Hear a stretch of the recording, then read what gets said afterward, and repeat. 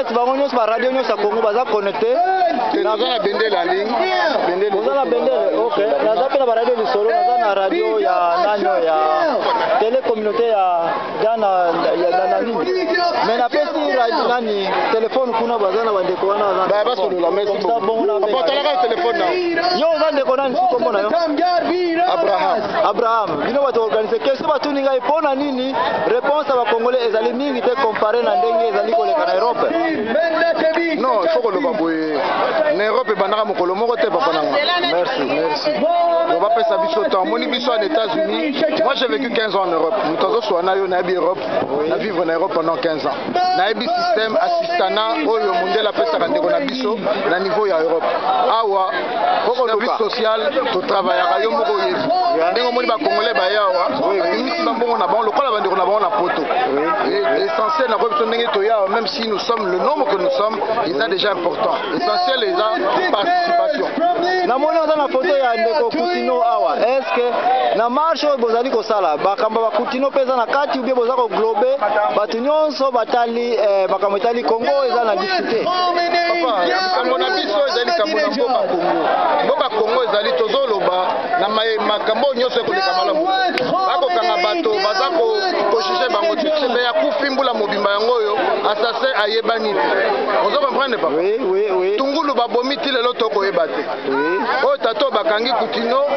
mbula yango so misato to mine na prison tokoyeba tina te wana zo baka na niveau ya justice so na bandoke na bakelasi papa mongongo kosila tokotika ti no tina buto batterie kosila ya Congo eleki ebele na banda wapi toke na sport ekobebaka toke na loisir ndenge moko siko question ezali awa bakambo etali ba élection ezali koya est-ce que ezali komona te ke élection ezali nzela mokuse ekopesa libération na Congo yo lobi nini na ndenge ezali komona makambo nanga baoyo bakanisaka na 2006 ezaka nzela mokuse moko na bango azali ndeko na biso toyokamba mpona ye akangama lelo azali na CPI merci bongo mpona Maison Blanche ne bosili koya parce nazali komona ezali liboso ya Maison Blanche est-ce que message bozali kosala mpona koproteste kaka na libanda ou bien bozape na canal o bokosa information na bino na kati ya ndako ya pembe epa ya tata Obama papa na koloba na boye na baoyo bakolanda omoni ndako ya pembe oyo eza ndako ya pembe ya pamba te ndenge tosali manifestation bafilme nyonso eza na service na bango elandaka mais tokotisaki memo awa oyo ezali koloba makambo esengaki tosala donc bana service na bango bayebi déjà ville ya Washington ntango bapesa biso permis ya kosala marche bayebi ete bakongolais balingi babima thème na bango message yango c'est comme ça que ce pays fonctionne donc bayebaki que biso eza bongo oui papa merci ndeko Jacques Matanda ngai nakumisa azaleki na ngai azongisi na nzambe azaleki na ngai mais moto organiser makambo nyonso tona ngolelo eza ye te to organiser bandeko nga moko te basebe oyo a invité nga awa eza ye alobi boye alobi compagnero de la luta continue en même temps grand frère nasengi oya merci oyokaki nga ta nazola kuna na radio Bosoni natangaki kombo na ye Abraham Lwaka Bwanga ye oyo mais siko bandeko nanga bino boza ba grand balobi mwana muke abetaka mbunda bakolo babinaka merci mais boya ke yo mokolo tango mwana muke azobeta mbunda oboya kobina merci message motema mabe message ni boza nango mpona élection awa tokumisa leki tokumisa Congo tokumisa pe leki epai tokumisi Congo epai tokumisi pe leki na baninga na ye tokumisi pe leki na baninga na ye na ndenge ke leki abengi nga na singa alobi boye kulutu oza kulutu naza leki na ndimi yango me nga leki na yo na baninga to organiser bokutani na Maison Blanche epai wabiso Obama azali merci donc leki na ngai oyo tolobi mokako swa c'est-à-dire que vie honoré epai azali ngbanda zambo ayeba ete représentant na ye awa na États-Unis oyo tobengi Abraham Lwaka Bwanga aza kosala musala ya solo na ndenge ete na baninga na ye komite mobimba na bakisa mais ye mutabengaki ngai na ndenge ke ayebi oyo babengi diplomatie oyo esala ete makambo mingi na mboka na biso toloyisisa te parce que toyebi te ndenge nini kosala ba ouverture na baninga donc naza gêné te que awa na loba yango eke ezala enregistré ke elobama mwana mobali oyo Abraham Lwakabwanga Mokakoswa vraiment alandi lokolo ya papa papa oyo ya biso Lwakabwanga nga nayebaka ye na Kikwit ntango aza gouverneur na Kikwit na Bandundu papa oyo aboti ye azalaki na biso na Bandundu na kati ya ville ya Kikwit ndenge oyo namonaki papa Lwakabwanga asalaki na Kikwit ndenge tolingaka ye ndenge namoni Abraham Lwakabwanga mwana na ye azali kosala na kati ya opposition pe nalingi ye. Merci mingi en tout cas. Donc moi muke na ngai na loba yango wana na esprit ya bien. Merci Kulutu. Mais si question ezali ba élection ezali ko ya est-ce que boza comment te passe na bino oyo kozala exprimer si baza bolongo na musi na ba élection na IDP zake na ba élection yo tikelo ye na ke biso tona ba élection eza ko ya pour résoudre le problème molomini. Alors ndeko papi sukiri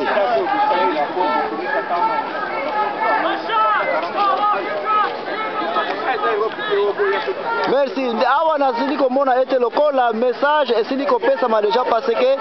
biso tozali bato ya équipe ya suka tosili koya awa mamilulu ebandaki mwa kala ebandaki kala mais biso toye retard parce que biso toye na dossier ya suka mpona kokotisa badocument officiel oyo kokota na Maison Blanche oyo ezali sur noir et blanc lokola bosili koyeba ete mundele makambo ne akotretaka yango na papier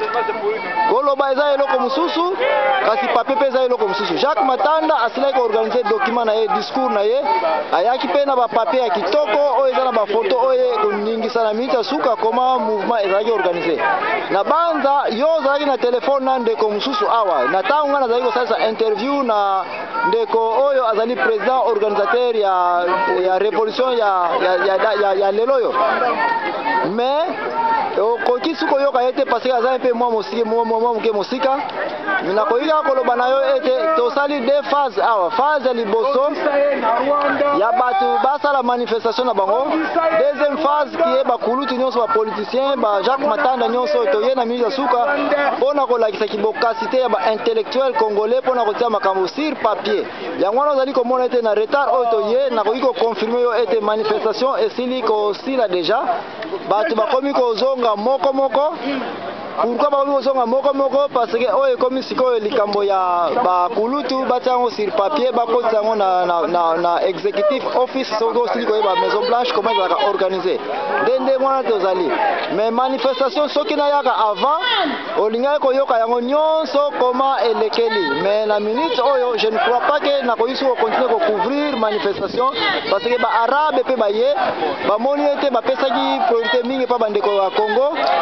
basili kozwa place mingi basili kobenda na bandeko ya Congo siko baarabe nde bazali awa mpona kotia mpe oyo ya bango manifestation nayebi te soki pays nini oyo arabe mais bango nde basili kozwa place na liboso ya Maison Blanche biso bakongolais tokomi kobenda na mpe mosika bamasolo ekomika ya bato mibale misatu kaka mais la plupart ya communauté congolaise eza presque dispersé awa ovi ya temps babandaki presque 14 heures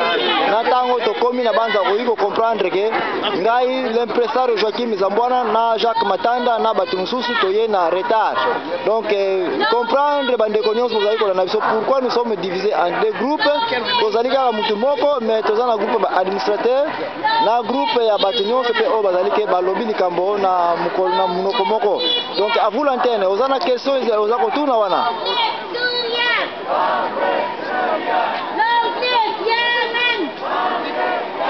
Allô? Tu es au travail?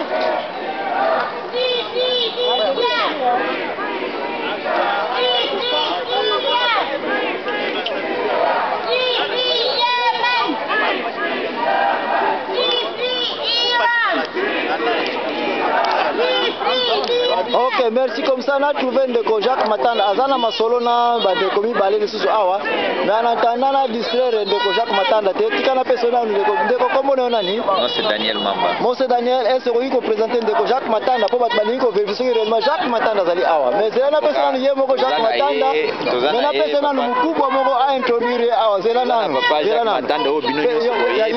Zoa. Toza na téléphone. OK, merci beaucoup. Bonsoir. Jacques Matanda comme rôle pendant la conférence nationale souveraine. Il est ici avec nous. Il vient de donner un message à Monsieur Obama, je voulais pas.